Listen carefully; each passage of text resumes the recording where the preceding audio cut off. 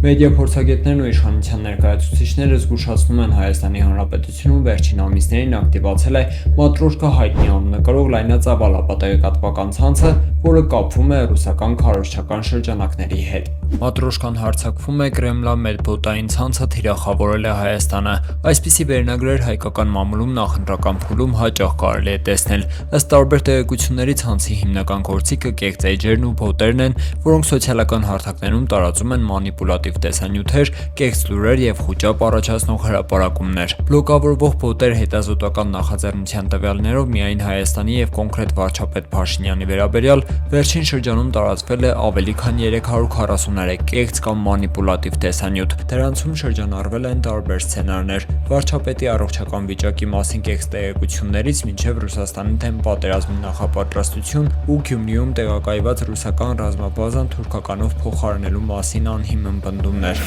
Լուրջ եք ասում։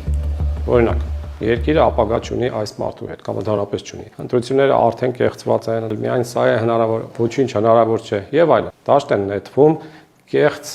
օգտատերեր սոցիալական ցանցերում, կեղծ էքսպերտներ, փորձագետներ, շատ հաճախ լրատվամիջոցներին են ներքաշում, ինչ որ Telegram ալիքներ են հայտնվում։ Հատկանշական է, որ հետազոտողների գնահատմամբ հայկական տեղեկատվական դաշտի թեմ իրականացվող այս արշավի վրա ծախսվել է ավելի մեծ ռեսուրսներ, քան միաժամանակ ԱՄՆ-ի, Գերմանիայի եւ Լեհաստանի ընտրական գործընթացների վերաբերյալ քարոզչական գործողությունների դեպքում։ Ավելի մեծ ակտիվություն արձանագրվել է միայն Մոլդովայի ուղղությամբ։ Նման օրինակների մասին հանրային հեռուստաընկերության եթերում խոսում է նաև վարչապետի խոսնակ Նազելի Բաղդասարյանը։ Որովհետև հատկապես նախընտրական շրջանում այն ինչ որ մենք օրինակ տեսել ենք Մոլդովայում, երբ այնտեղ նախագահ Սանդուի դեմքով պատրաստված էր տեսանյութ, նստած խոսում էր եւ շատ քաղաքացիների համար պարզ չէր դա իրական է թե ոչ։ Նույն վտանգը մենք կանխատեսում ենք նաեւ որ արհեստական բանականության միջոցով կարող են բազմապիսի